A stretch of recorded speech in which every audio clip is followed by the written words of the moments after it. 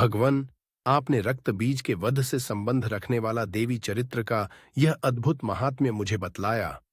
अब रक्त बीज के मारे जाने पर अत्यंत क्रोध में भरे हुए शुंभ और निशुंभ ने जो कर्म किया, उसे मैं सुनना चाहता हूं।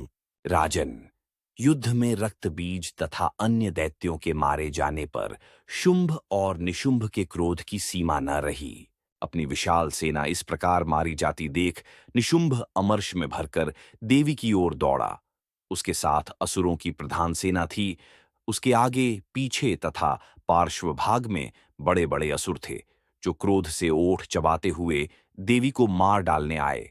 महापराक्रमी शुंभ भी अपनी सेना के साथ मातृगणों से युद्ध करके क्रोधवश चंडिका को मारने के लिए आ पहुंचा। तब देवी के साथ शुंभ और निशुंभ का घोर संग्राम छिड़ गया। वे दोनों दैत्य मेघों की भांति बाणों की भयंकर वृष्टि कर रहे थे। उन दोनों के चलाए हुए बाणों को चंडिका ने अपने बाणों के समूह से तुरंत काट डाला और शस्त्र समूहों की वर्षा करके उन दोनों दैत्यपतियों के अंगों में भी चोट पहुंचाई।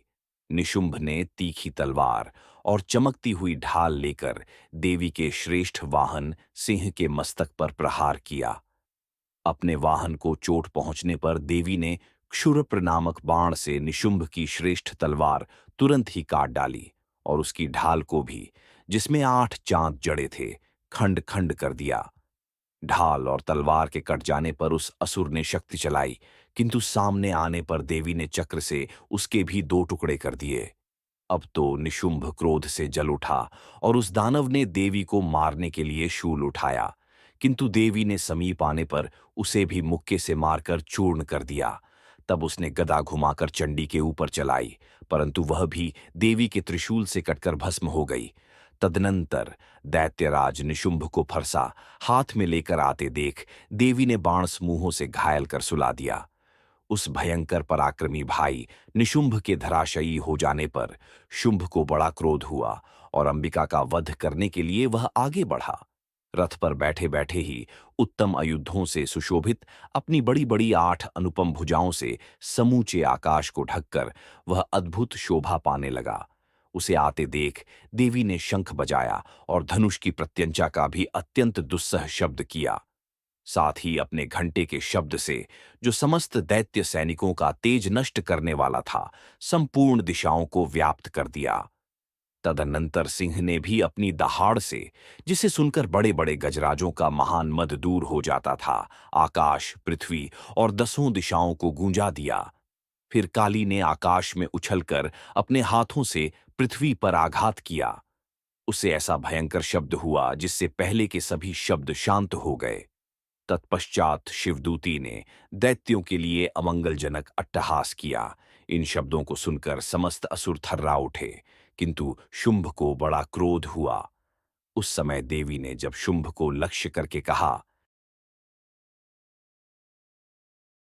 ओ दुरात्मन, खड़ा रह, खड़ा रह। जय हो, जय हो। शुंभ ने वहां आकर ज्वालाओं से युक्त अत्यंत भयानक शक्ति चलाई। अग्निमय पर्वत के समान आती हुई उस शक्ति को देवी ने बड़े भारी लूके से दूर हटा दिया।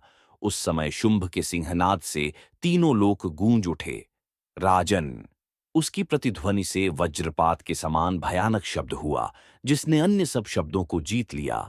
शुंभ के चलाए हुए बाणों के देवी ने और देवी के चलाए हुए बाणों के शुंभ ने अपने भयंकर बाणों द्वारा सैकड़ों और हजारों टुकड़े कर दिए। तब क्रोध में भरी हुई चंडिका ने शुंभ को शूल से मारा। उसके आघात से मूर्छित हो वह पृथ्वी पर गिर पड़ा। इतने में ही निशुंभ को चेतना हुई और उसने धनुष हाथ में लेकर बाणों द्वारा देवी, काली तथा सिंह को घायल कर डाला।